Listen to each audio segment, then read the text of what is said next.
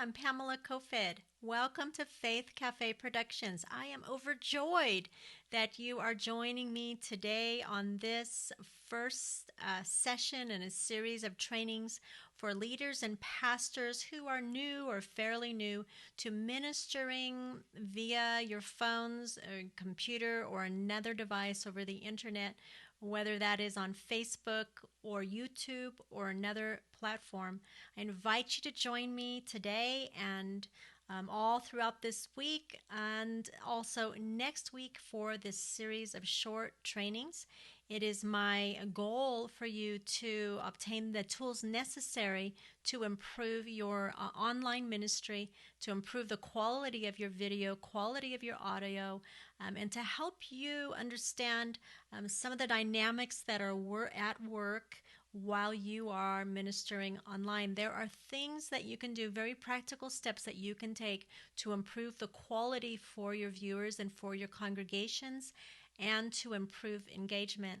So today I am sharing with you 10 essential tips for engagement, and I believe that if you put these tips to use, you will find that your online community is growing and is also connecting with you and connecting with your message.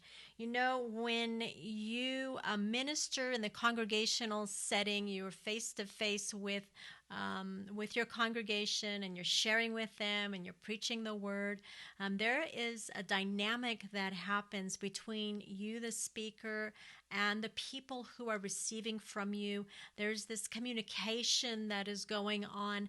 They are responding to you and you're responding to them. In fact, they energize you while you're ministering. They are giving you silent cues that are like wind in your sails that push and move your message and your ministry forward. Well, what happens when that changes all of a sudden and now you're ministering via the tiny hole in your computer device? Maybe it's your phone. It's that tiny, tiny peephole, as one of my friends calls it. And there's a whole different dynamic that is taking place. The feeling that you might have speaking through the peephole is a feeling very similar to when you speak to a room full of empty chairs. It's a vastly different experience. Ministering in the congregational setting face to face versus ministering through the internet is a vastly different experience, and there are different expectations. Your online community, they have expectations of you that are a little bit different than when they meet together in the church setting. I'll give you an example. On Sunday mornings or on whatever day you meet with your church family, and they come in through the doors and they greet one another, they greet you. Before they've even sat down, connection and engagement has taken place. It's happened within seconds of walking in through the door. They take a seat. Maybe they're the couple that sits on the fifth row, over on the left-hand side, that couple, and they're surrounded by their brothers and sisters. They enter into the worship experience, and then they receive from the teaching of the word. There's connection that's happening all throughout that experience. From the time they enter into your building until the time they leave, connection is happening. Now, compare that to what is going on right now. I'm talking to you through the little hole on the back of my iPhone camera using a mic and a Mac computer and a soundboard and lights. I'll show you all my equipment and talk about equipment in a later session. But there's still a connection happening. There's an engagement that is happening. And I've purposefully set myself in a manner that causes or makes this engagement possible. And to the people that I minister all around the world, I've been doing this now for over 2 years, close to 2.5 years. I've created over 200 video messages that I've posted weekly on my Facebook page primarily, and those messages are being watched by people all around the world. I have a community that I just love with people in Germany and in Australia and in Denmark, over in the Asia continent, in the African continent, and over on the Middle East as well. And it's always a joy to know that I'm in connecting with them and engaging with them. Engagement is so critical to what you do because through connection, hearts are open wide so that the people you're called to reach can receive the message that you've prepared for them. Without that connection, their hearts are closed. And online, it's a whole different setting, a different environment, a different expectation. Hearts opening, the same principle of connection is needed, and you have to kind of plan that into your ministry experience for your viewers, for your online congregation. And so I'm going to share with you 10 tips, and I'm going to start with a testimony to illustrate my point, and we're going to wrap this up. It's going to take about 20-25 minutes. If you find this information helpful, hey, give me a like on YouTube, a thumbs up on Facebook, drop me a comment. I would love to know that you have found this to be helpful in some way. And let me know where you're watching from, especially if this is your first time watching Faith Cafe Productions. And so my testimony, it is so cool because it shows you exactly what I'm talking about. You know, sometimes testimonies can say far better than what we are able to say any other way. And several Sundays ago, I went on Facebook and I was scrolling. I came to a pastor who was ministering. It was his very first Sunday ministering over live stream. I was excited for him. He was doing a fabulous job. He began with an introduction of who he is, a welcome to all of us who are watching, an introduction of his topic. And then he went right into a testimony, a personal story of something that he himself had experienced. He kept it very concise. He moved right along into his sermon. He built his sermon up. He closed it very well. And at the end, he prayed for all of us. It was fabulous. It was the perfect model of what I'm talking about today. I was engaged. I was very connected. I felt very connected with him. I felt cared about.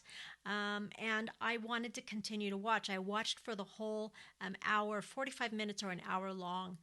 And then the next Sunday, I was excited to find this pastor again. I found him on my Facebook. And then I began to watch, and he began in a similar manner with an introduction of himself, the welcome to all of us, introduction of his topic, and then he dove right into his sermon. He closed it, and that was about it. And from the time he began his message until the end, I was feeling restless. I had not engaged not even one time with this precious man of God. And you know, connection and engagement is the responsibility of the one who is the communicator, the one who is speaking and ministering. Without that connection, without engagement, there's boredom. If your people aren't engaged, they're bored. You know, that's just the way it is. And so I can tell you what the difference was with that pastor.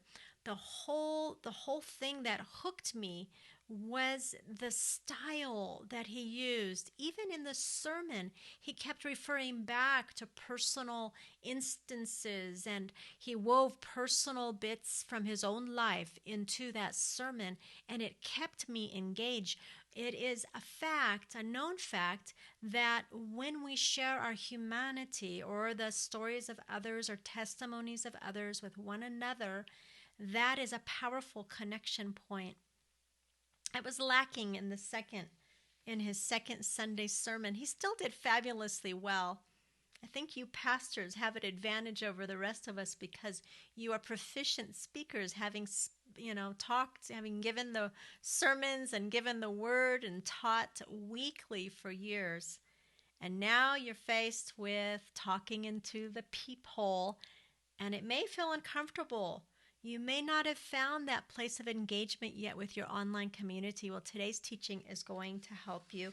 I have some notes to help me so that I don't bunny trail, because rabbit trailing, bunny trails, is one way to lose viewers really, really fast. So we can say that engagement is defined, authenticity is defined as being real and authentic, not fake, not phony, not pretend. It's not copying someone else. And which brings me to copying somebody else. If we compare ourselves to one another, let's take for instance, there's this fantastic young man in my town who is a pastor, and he has been taking his camera and his sons and wife and their equipment out and about in our beautiful countryside and producing beautiful, beautiful video for all of us and doing a fantastic job. His video ministry is very impacting. Not only am I being impacted, but many people are being impacted through that young man and his family and through what they're creating with video.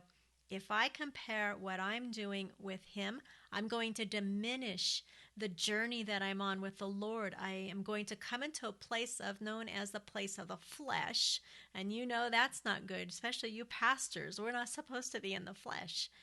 It's going to diminish what God has called me to do.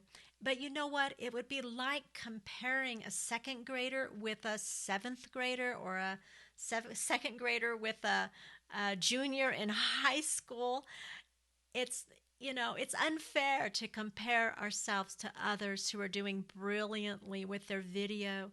And if you're beginning, don't compare yourself with anybody, but do be inspired by others. Go ahead and seek them out online and look and watch and find out what's working for you. Ask the question, if you are, ask this question: are you engaged? Or is what they're sharing authentic? Are they engaging? Why is it engaging? Make notes of this. Notice these kinds of things when you're watching online streaming. Find out what it is that hooks you, and then look at your own presentation style and ask yourself the question if there's something that you can do to incorporate another element so that your viewers can engage and connect with you. Because when we connect, our hearts open wide so that we can then receive from you. When we engage and connect, it's a level of trust. And when we trust, then we're more open to receiving. So you're now broadcasting over the internet. And I know some of you are very surprised by this. You weren't expecting that you would ever go online and broadcast. And I want to make sure that you have the tools that you need to succeed. So I invite you to watch along in this whole series, okay? Just hang in there with me. Now, my style is I lead up into the message. When I get into the message, then I take off like a horse through the chute, like a racehorse through the chute, and I'm off on the races, and I close it up. I wrap it up really tight, and I'll say goodbye, and I'll be done. But then I interact with my people, with my community afterwards in the comments. I read their comments, and I'm very interested in knowing, first of all, how are they? How were they personally impacted? Is there a prayer request? Or perhaps they just said, hey, great word today. It gives me an opportunity to thank them for watching. This kind of interaction, it really does establish relationship across the miles with your viewers. I encourage you to do it, and that's a bonus tip for you. So the number one thing on our list of engagement tips is be authentic. Be the you who God created you to be. Be you exactly the way He made you. Don't be somebody else. I asked my online community a question. The question is, what words do you describe someone who is authentic? What words do you use to describe someone who is authentic? And their answers were pretty cool. Christy said one of a kind and original. Tibiwa said amazing. Donna said integrity, honesty, unique. A person who's confident in themselves. Brandy said An authentic person makes mistakes and is imperfect. Imperfect. Imperfect. Okay, I'm going to say it again. Imperfect. Hey, that's me. Is that you? Are you sometimes imperfect? You know, on live stream, there's no remakes and redos. And so your imperfections show. But you know what? Your imperfections show your humanity, and humanity is a powerful connection point. Tracy said it's a person who remains the same in private and in public. Susie said it's transparent without facade. Tracy, true and real. Sasha, they don't wear a mask. Rebecca, you know what to expect from an authentic person. And Jennifer said it's walking in the spirit. And these are the responses. All of them were great. I just want to take a second here to thank all of you who have participated on my online question. I really appreciated your answers. So, what makes you attractive to your community is what makes you unique. Do you know your unique vibe attracts your tribe? So, you have to ask yourself, what is it about you that makes you unlike others? Well, it's your voice, for one thing.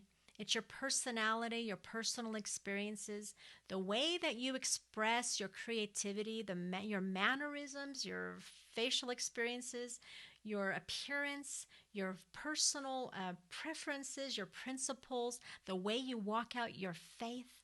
It is your laugh, it's your experiences, the way you express your heart, and so many other things are part of the unique aspect of who you are. And when these are all in operation, we say you are authentic. Be authentic, be you, because your vibe attracts your tribe. So number one is be authentic. And number two, you need to know your people. In fact, the more crystal clear you can get on who are the people that God has called you to reach, the more specific your message becomes. It's tailored more toward them. I'm not talking about a user-friendly ministry, because if you are trying to reach all the people online, you will end up reaching very few or zero of the people online. You need to get very specific and stay on track with who you're called to reach.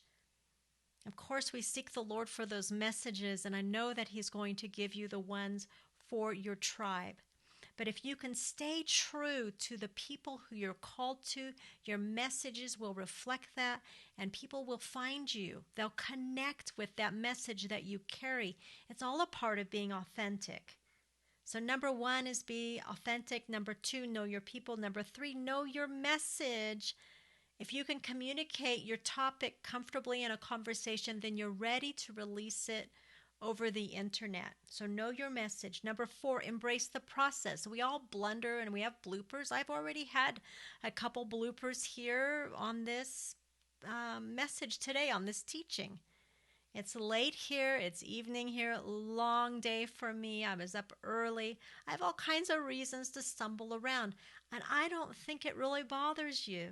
It shows you my humanity. And when you have bloopers and you have blumpers and you make mistakes, it shows us your humanity. And as it happens, humanity, being human, is a powerful connection point.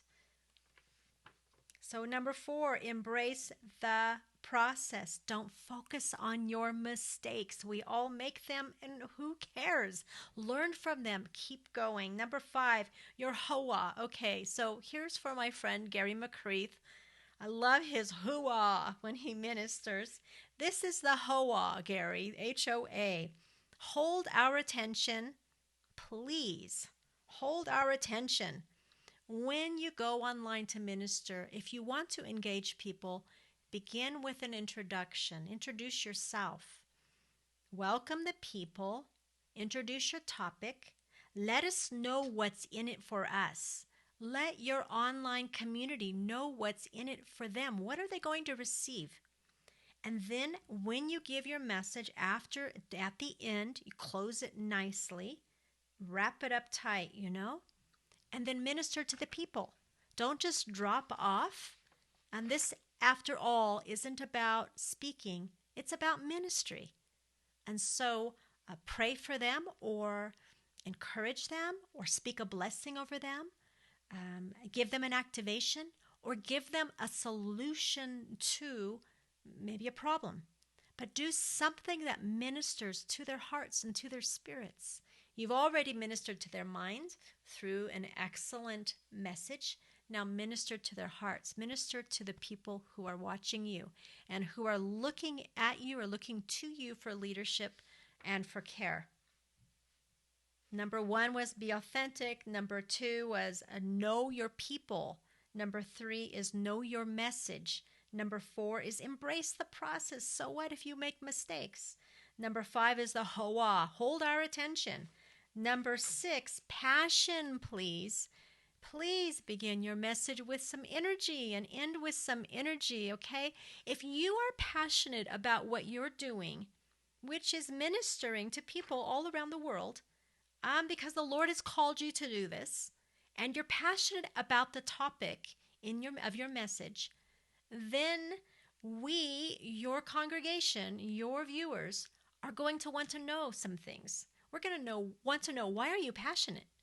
What's going on that makes you so passionate? What has happened to you that has made you so passionate? And we will stick around to find out all we can and to receive from you when you are passionate. Passionate preachers are very attractive, okay?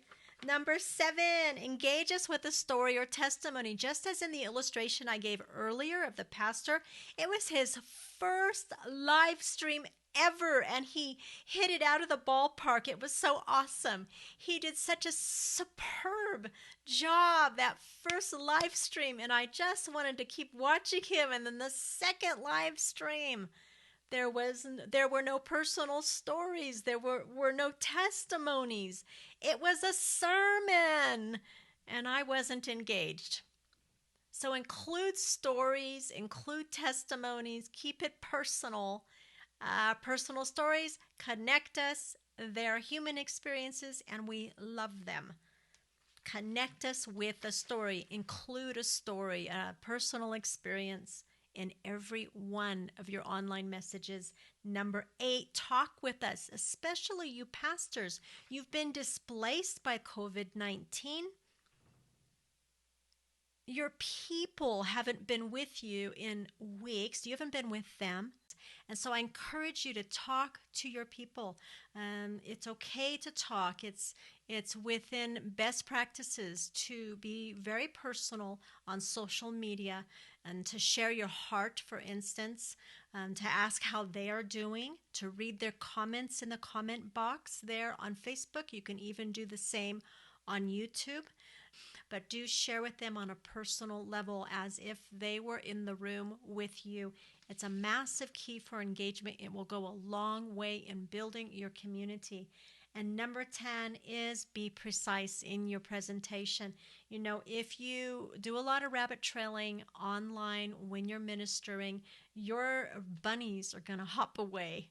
It's just the way it is. We're not going to stick around if you're rabbit trailing a lot. You know, the environment on the internet is vastly different than it is in the church setting. As I said earlier, in the church setting, we are in the sanctuary, seated with our brothers and sisters. We are not going anywhere for the duration of the service. We've already been engaged. We've already connected with one another, and we've connected with you. We've connected with the Lord in worship. We've received from your sermon, and now we are here together. We're not going anywhere until you are done. Online, it's vastly different. If we are not engaged, we're bored. And if we are bored, your people are very likely looking at other places online.